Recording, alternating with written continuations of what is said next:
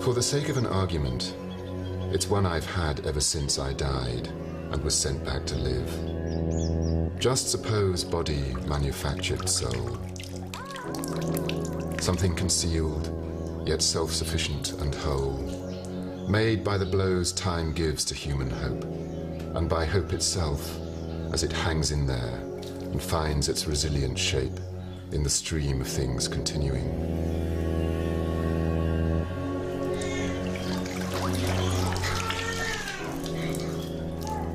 In any culture, the rituals of death raise the same question.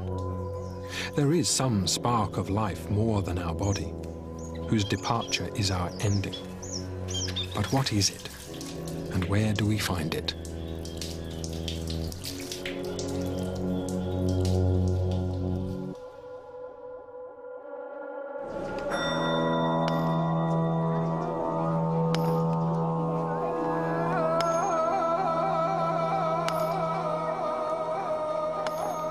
Once it was so simple.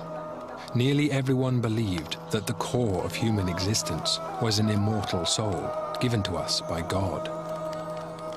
But that belief has wavered in the bright light of reason, and we are left adrift, uncertain how to describe that niggling feeling that there is more to life than the sum of our fleeting time. There has been an increasing embarrassment about engaging with this notion of souldom, but it does fly in the face of experience. So to rule it out of court altogether, or simply to kind of resign from it and say, we can't speak about this anymore, would seem to me a kind of failure of human nerve.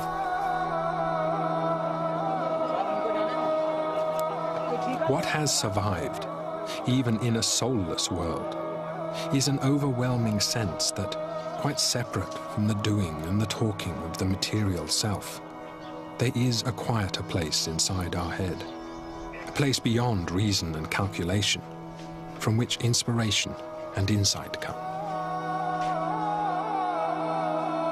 The normal rational view of how the mind works is that the mind is mathematical, the thinking is logical. I mean, I love reasoning and logic, I'm a mathematician. But in a way, mathematics is finally forced to confront its own limitations and is even underlining and proving that there has to be more there. But the nature of whatever it is that lies beyond logic has been impossible to locate or define. As a result, many scientists of the mind believe that the essence of our self is the rational part of our brain alone. But for others, the soul remains worth searching for. There's a good reason we have these two words, self and soul. There clearly are two different kinds of processes which feel very differently to us introspectively. On the one hand, we have the self, which uses language and thinks rationally. And on the other hand, we have these moments of insight, creativity, and they feel completely different. There is nothing scientifically useful that can be said about the soul after death. But the soul of the living is another matter, and the search for that is gathering pace.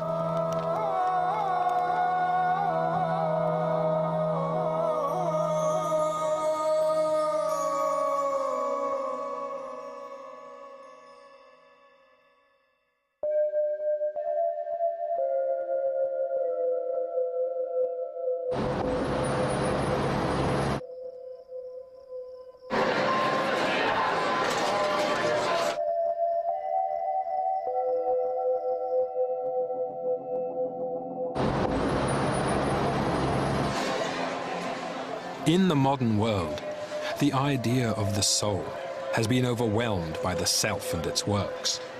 The material, the logical, the scientific have so transfixed us, possessed our minds so completely, that often we don't even feel the need to see past them, nor imagine any other reality.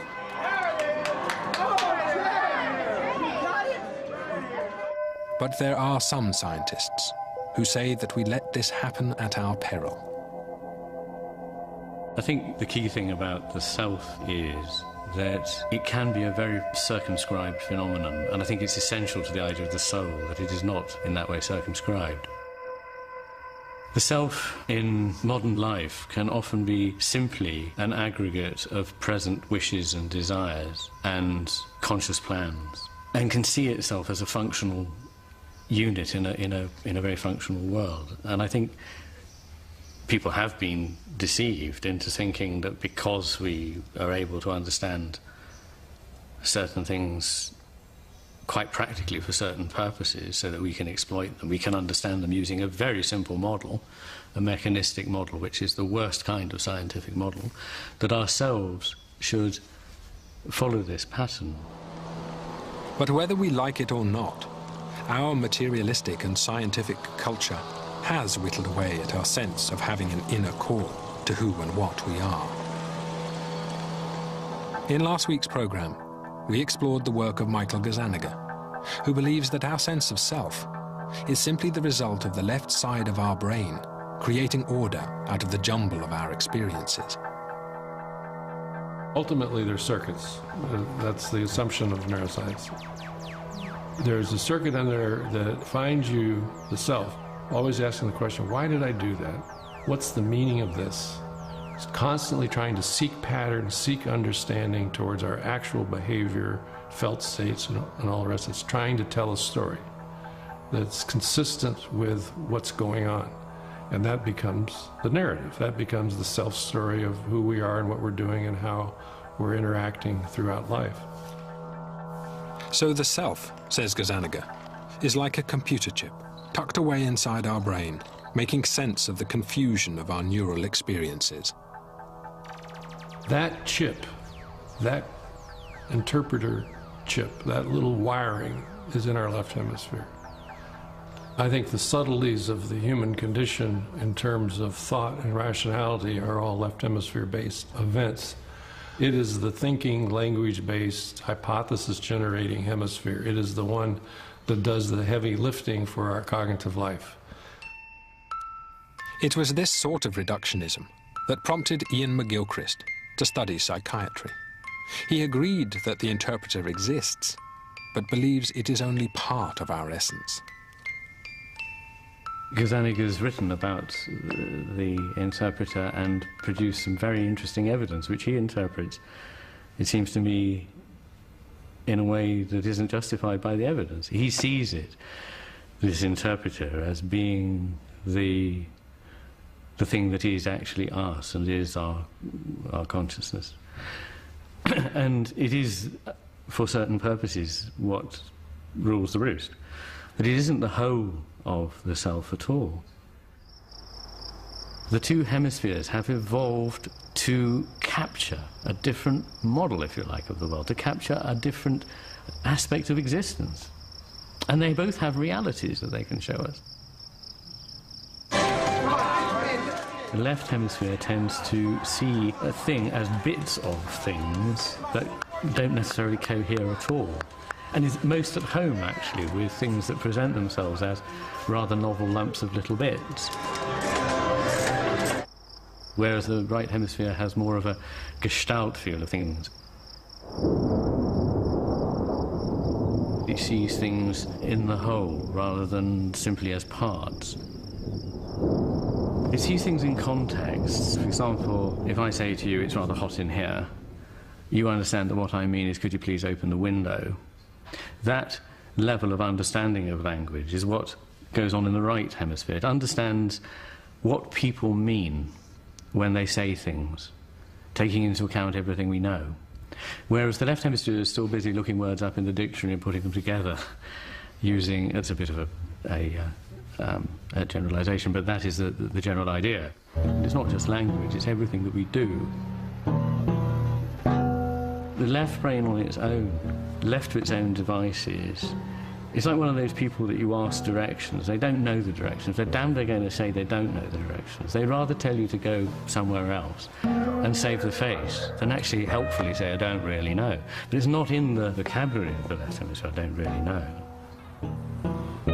What I'm trying to suggest is that this interpreter in the left hemisphere is a bit of a jumped-up individual who has, if you like, taken upon himself to say that this is what the world is, this is the way the world is. Whereas in fact our bodies, our emotions, things that are outside of our consciousness, and so on will quickly tell us that that isn't all that there is.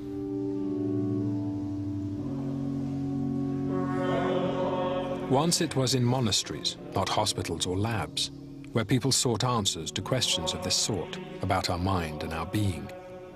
The method for such investigation then was prayer.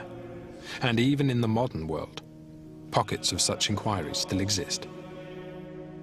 A lot of prayer is a question of gathering myself back together again. You are trying to focus your attention on awareness and focusing then a little bit on the you that is aware. Now for me this is the, well, let us call it the soul. Augustine in the Confessions talks about this return into oneself and an awareness of a light above the mind, as it were, which gives a sense for him of God's presence to the mind. But for me the interesting thing is it's by the light of that presence he is aware of anything that is. Awareness is something which is, if you like, metaphysically prior to that of which I am aware. So in the language of religious experience as well, there are two distinct parts to us. They also believe, behind the busy rational self, there is something else, without which the self cannot exist. The paradox is that it's impossible to see this essential soul directly. We can only sense its presence from what it illuminates.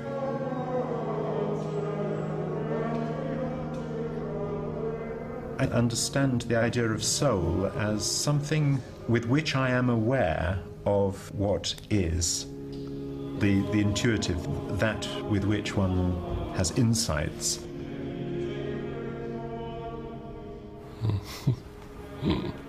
I think that's a wonderful hypothesis generated by the interpreter to explain some transcendent state someone feels it sometimes. Some people it's jogging, some people it's the evening martini, some people it's meditating, reading a good book, going for a walk. It's great. It's all part of the human story, but I don't think we need another concept for it. The idea that, you know, there is no, so that's just a nice comforting myth, is exactly what you would expect that hemisphere, that construction of the world, to say about it. But it is only one, it has only one way of looking at things. And in the end, there is no way that you can prove to somebody that there is a soul. You have to make a leap of the imagination, an important idea, which is, I think, essential to all forms of understanding. That you have to take a leap of faith, if you like. That is something that I don't expect somebody who had a rigorously scientific materialist view of the world to hold with, of course. It's not coherent in their terms. I accept that. What I have a problem with is that the left hemisphere tends to have an interest, it seems to me, in keeping what's going on in the other hemisphere quiet. Because it's rather inconvenient having this right hemisphere reminding one that there is another world out there that has allegiances to other things in the spiritual realm. The whole purpose of literature and art, and of course of religion, is to keep in our minds that there are things outside of the world that we have created. That is not a very convenient thing to square with our rational utilitarian system. But in our own time, basically the left hemisphere has, if you like, pissed on the world of the right hemisphere.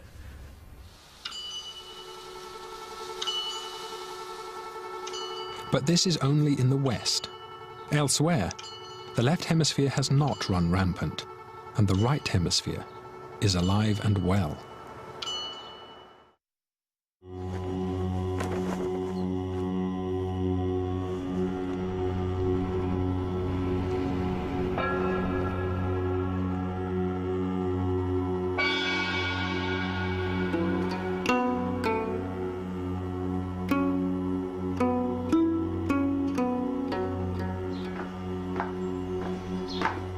In any culture, the vision of who we are is intimately tied up with the methods employed to investigate it. In the West, our tools are logic and experiment, so our vision of the self is limited to what reason can uncover. In the East, the methods are radically different, and so are the answers. What we're really good at in the West, and it's good that we're good at it, is you stop something to find out how it works. You hold the world still and try and manipulate particular variables to find out what effect they have, independent of everything else. And there's plenty of good reasons for doing that. But in the process of doing that, you miss how the whole moves and changes. And I would say it's one of the strengths of Buddhist traditions, which after all are 2,500 years old, are critical, systematic, cumulative, well documented. It's one of their great offerings, I think, to Western mind scientists, that they have a way of investigating the mind, engaging with it as it goes on, without stopping it to find out whether this or that variable has this or that effect. Western science gives primacy to verifiable experience. So the left hemisphere of our brain, busily interpreting our experiences, is what matters. That's all there is to the self. The Buddhist method, meditation, goes the opposite way. Experiences are a distraction. Our essence lies beyond them. The purpose of meditation is to disconnect, disassociate, cut off from the all external world. The mind becomes sharper and lighter later, and finally, eventually, this so-called mind is no more there. It will disappear. In the deepest meditation, there is no mind, no body. That's why we call it the last experience in meditation is no experience, because the experiencer is no more. It gets dissolved. People from the West think Buddhism is about bells and smells. It's about shaven-headed monks and mysticism and so on and so forth. And there is that in it, of course. But in addition, there's a systematic, critical, cumulative and testable set of claims about the mind. And they're known in a different sort of way. They're known through practice.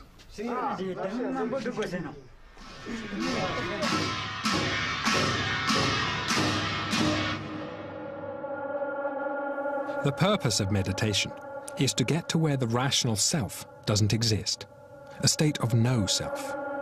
To Western ears, that sounds empty and passive, but the Buddhists see it differently.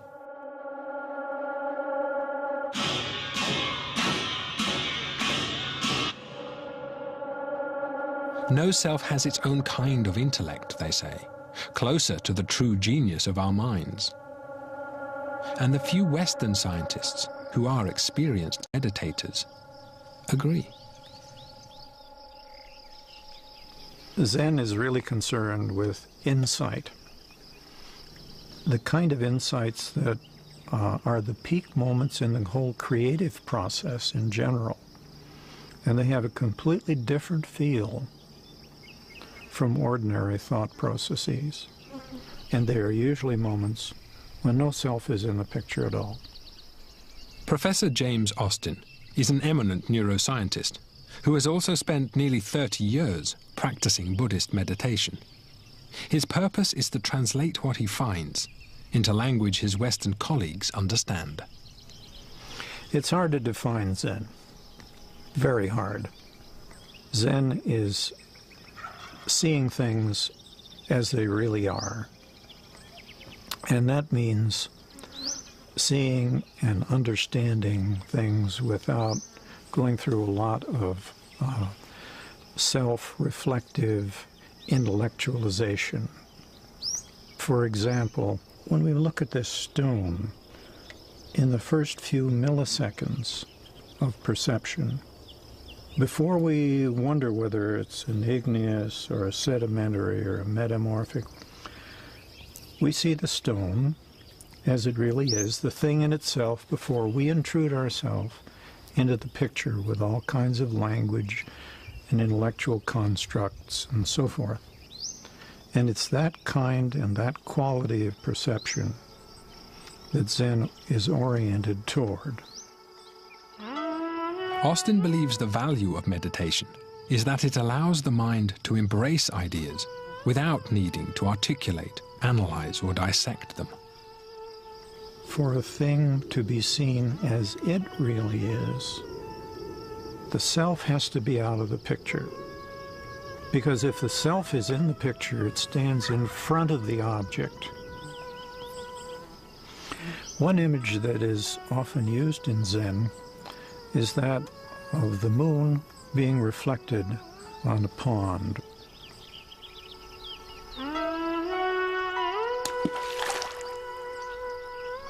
If there is emotional turmoil disturbing the surface of the water, then there will be no accurate, true reflection. If, on the other hand, that surface of the water is absolutely calm and undisturbed, the reflection will be equally clear and accurate. In this moment, there is no sense of self. Attention is focused on what is out there without any reference back to what is inside. And only then, only when one has gone into this experience, lost the sense of physical self, lost the sense of psychic self, only then, on emergence from this, does one say, hey,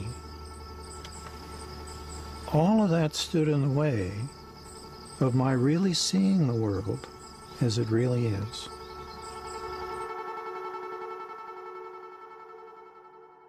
In the deepest level, nothing. Nothingness is, you can say that if at all you are there, you are nothingness. And that's what you experience. It's very difficult to explain to others also when you come back.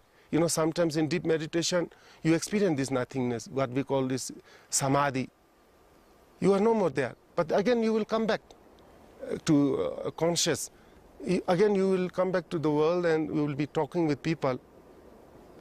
And that experience you had before you getting dissolved or after getting dissolved, you cannot explain to others.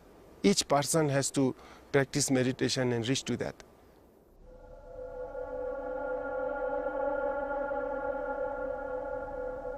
What Buddhists are talking about is exploring what happens in our mind when it is not in the grip of the rational left hemisphere. The question is whether what we glimpse in that moment of meditation is evidence of some part or some process within the brain we could usefully call the soul.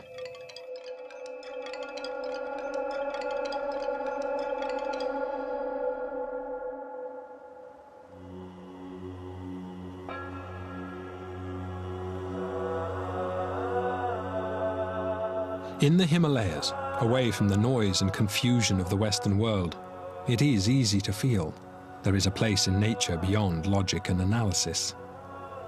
But the task for soul searchers is to find some way of demonstrating this that makes sense to Western science.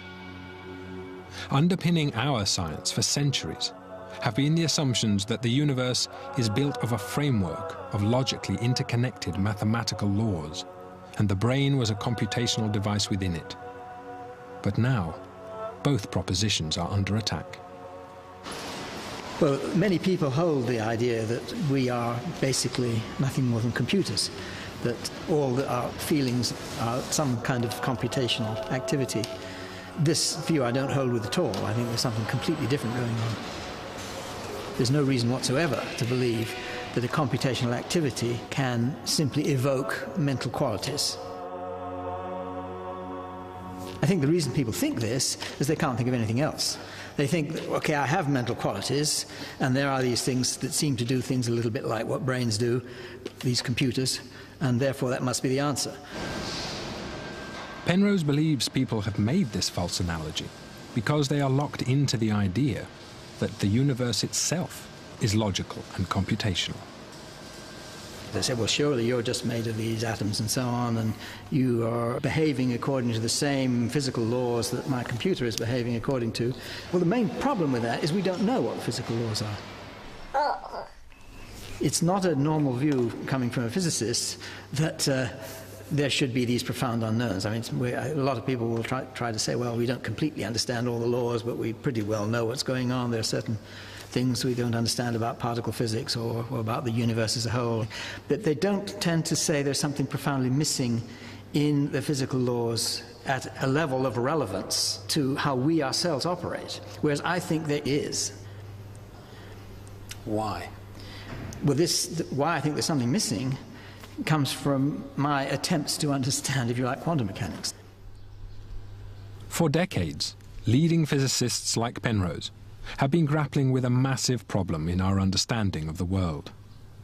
For there is one set of laws for the ordinary world we can see, another for what's called the quantum world of the atom. But if you try to apply the rules of one world to the other, it doesn't work. And this gap may be critical to our understanding of the brain.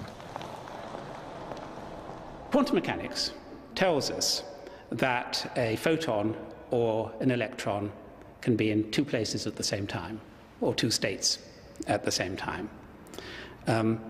People have normally assumed that this is true of the microcosm, the kind of thing that particle physicists and so on study. But it's not true of the macrocosm.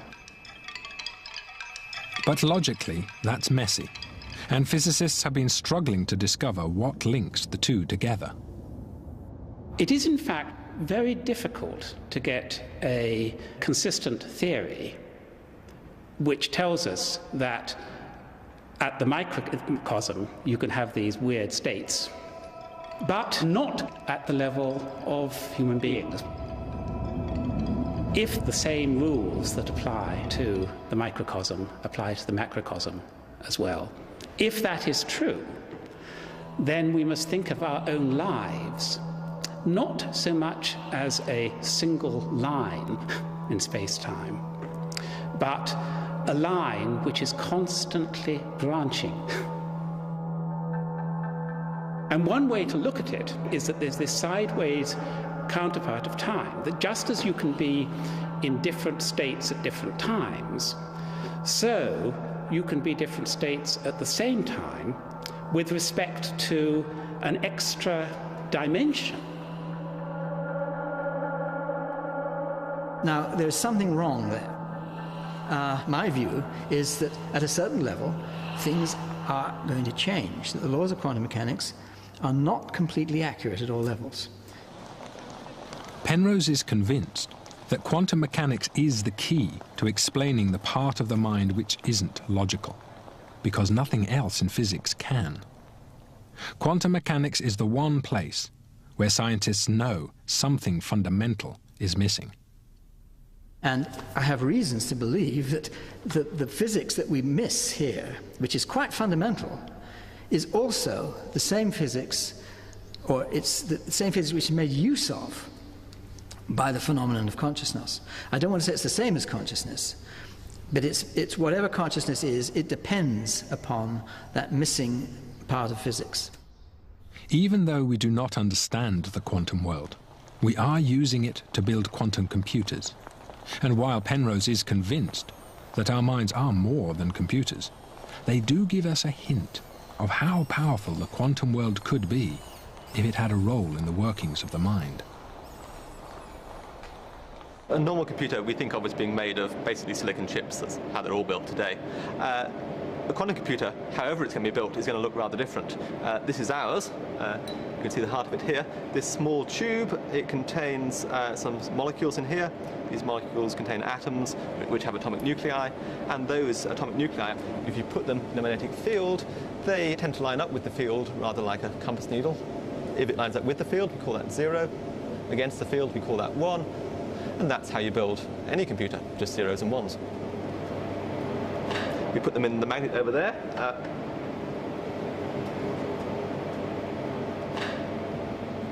It just goes down in the middle here. and then we can fire various radio waves at it to control it, and we listen to the radio signal that comes out of it at the end. And that tells us how the calculation has gone. It turns out you can solve calculations which are beyond the reach of really any conceivable classical computer.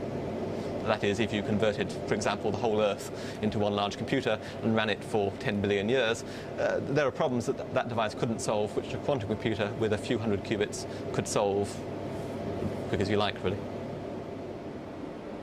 Quantum computers are not only fast, they also seem to be able to solve problems in fewer steps than logic tells us is possible, alighting on an answer as though out of nowhere. But in quantum talk, it's not out of nowhere, but out of everywhere. Well, the question is how you understand how this calculation is being done. And one way of understanding it is to say that this computer exists in many different parallel universes. In one universe it's in state 0, in another it's in state 1, another it's in state 2, and so on. So that if something which is doing a million different calculations at once, in fact it exists in a million universes, in each one of which it's doing one calculation. They would all be in Oxford. Some would be in this Oxford, some would be in another Oxford, and so on. There would, of course, be an infinite number of Oxfords which were doing different calculations for us.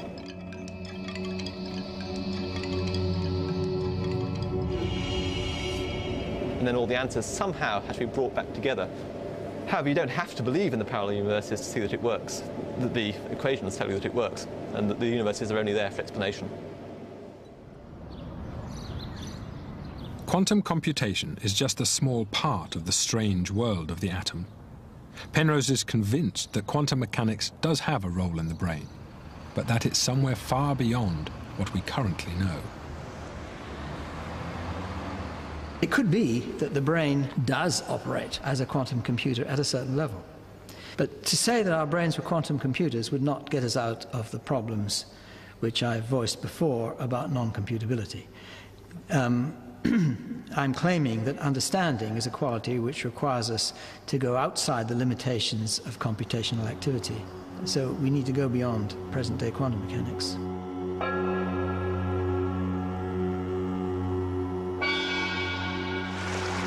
Well, we're probing the unknown here. I mean, it's in my opinion, it's deeply connected with what the phenomenon of consciousness is about. That you need to be aware of something before you can understand something. What I mean by understanding, and I'm not going to define it because I think it's one of these qualities which is still, we don't really know what it is, but understanding to me, genuine understanding is something which would just not be present without consciousness. The method could not have been more different than Buddhist meditation. But the conclusion is very similar, that there has to be an essential ingredient to our being, which is not circumscribed by logic and computation, but which is fundamental to them. Paradoxically, it is mathematics which may hold the proof.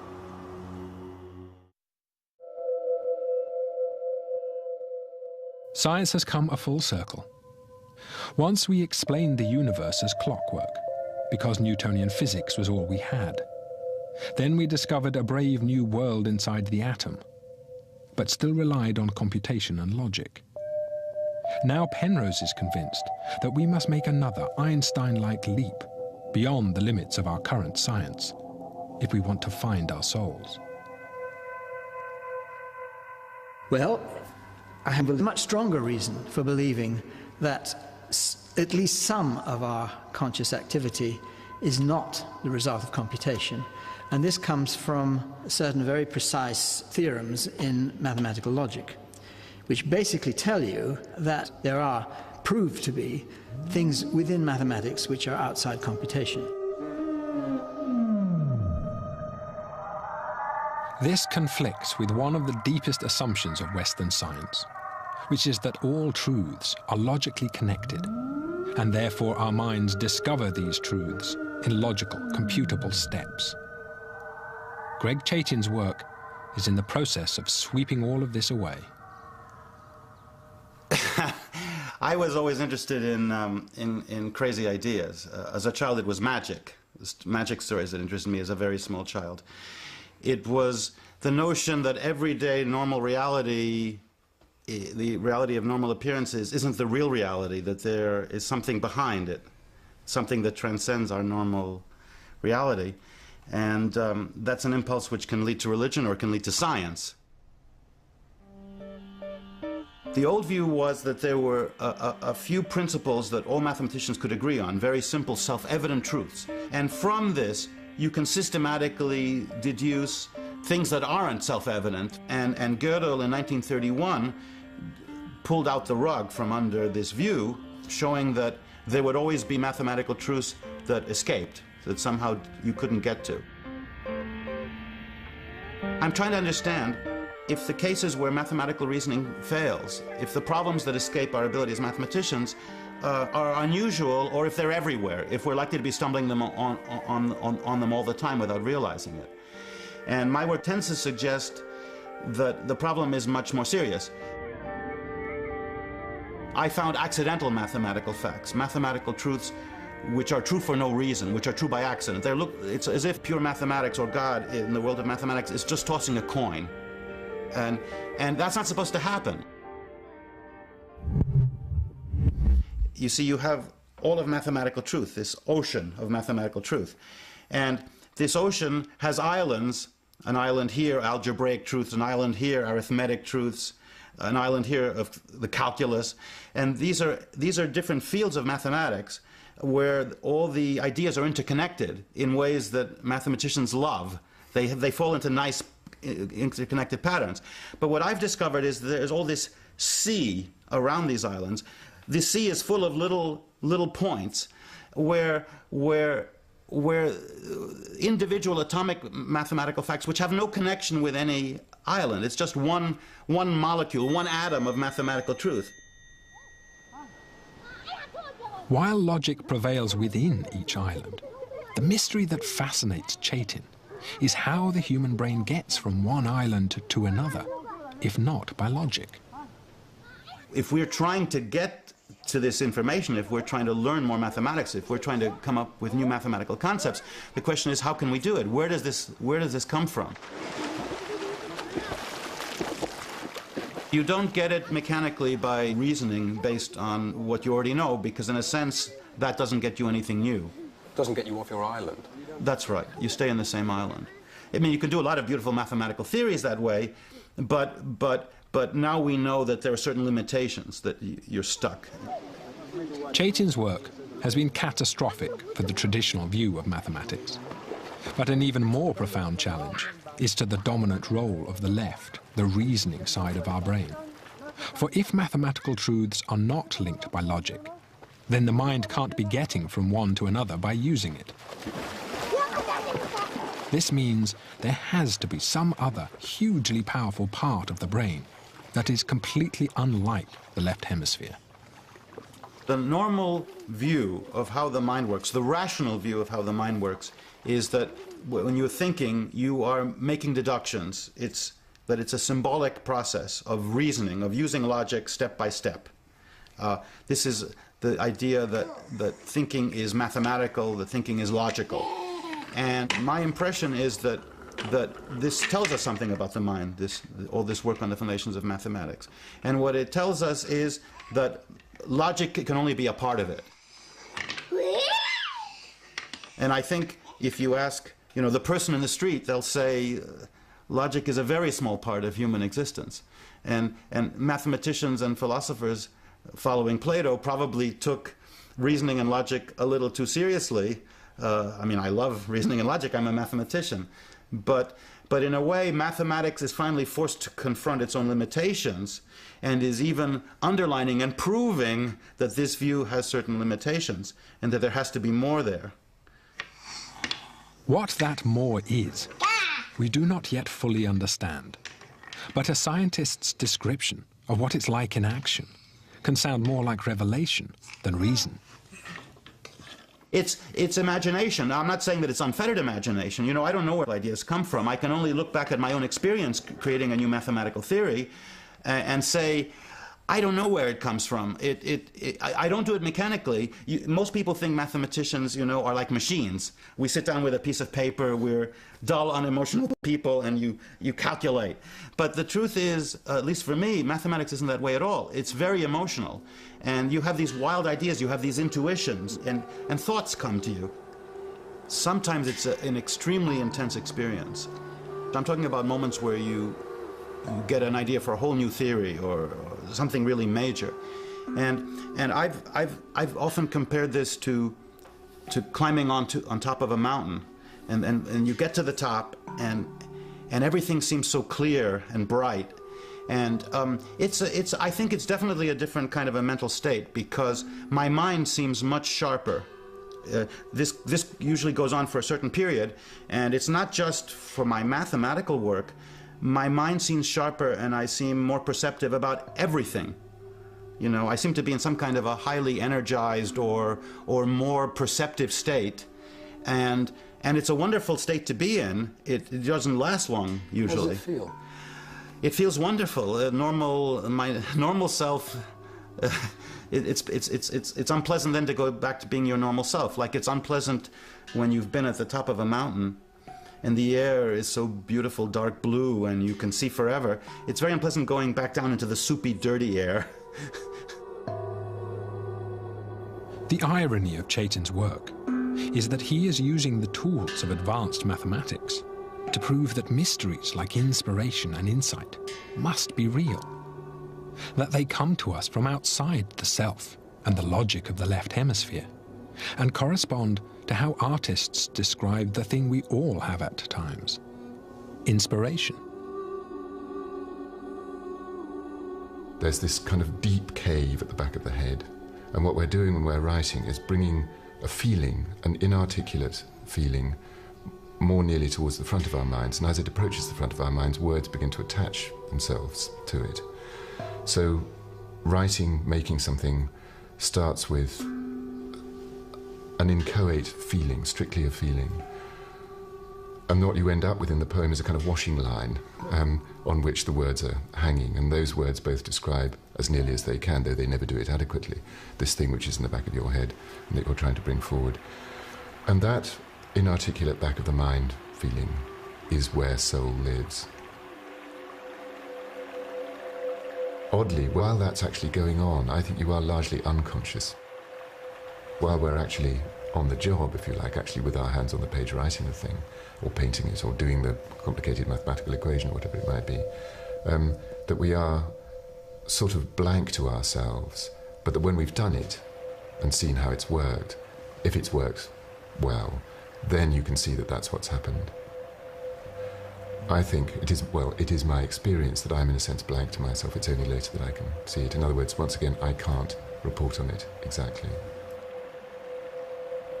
This strange absence of self in the creative and intuitive process echoes the Buddhist belief that the non-self is more important than the self of the left hemisphere. Some Western mind scientists are trying to marry these strands together to reach a better definition of what makes us who we are. There is a certain feeling on the part of the self that everything interesting that goes on, everything that is done, every behavioral decision is made by the self.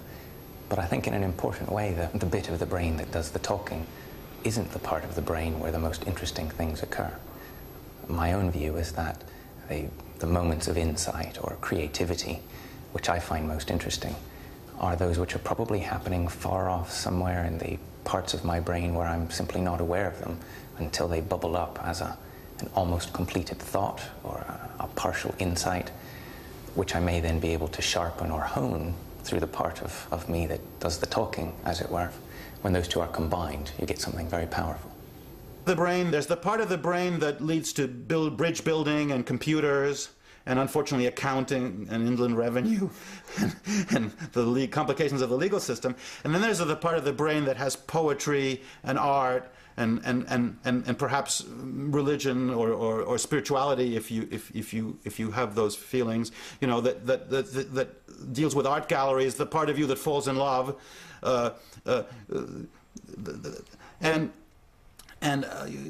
the modern world, modern education has trained us to emphasize this part of our personality, the rational part, the reasoning part, the mechanical part in a way. It's done great things. You have bridges and computers and modern technology, but I think this part is even more wonderful. You need them both.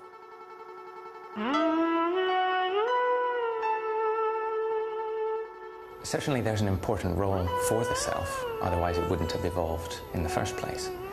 But it didn't evolve to create brilliant insights or music or art or poetry.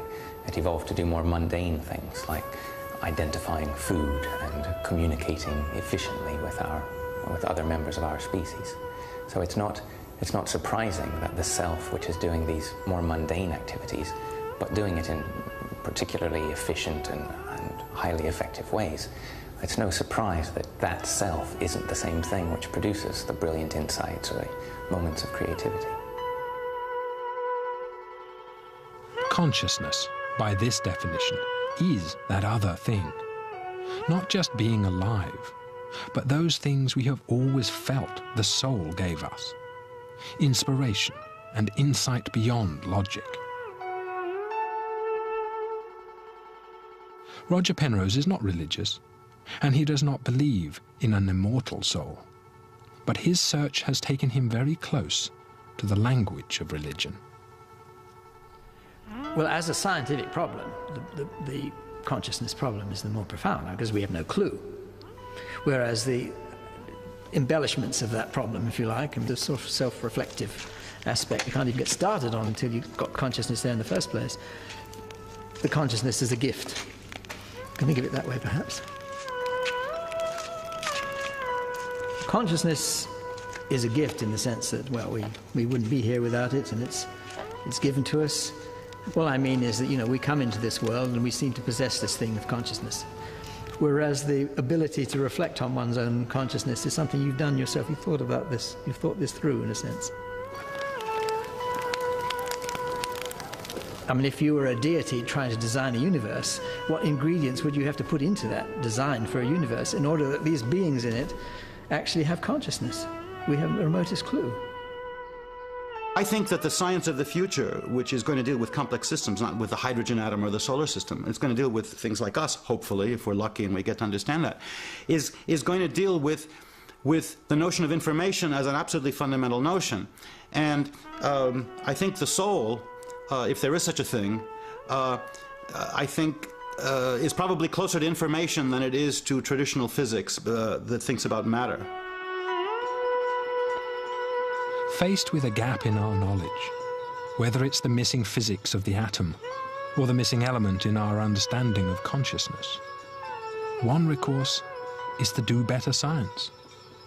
Bad science is to say because your theory can't contain it, it can't exist. And soul is the word that has always reminded us that we are larger than any theory.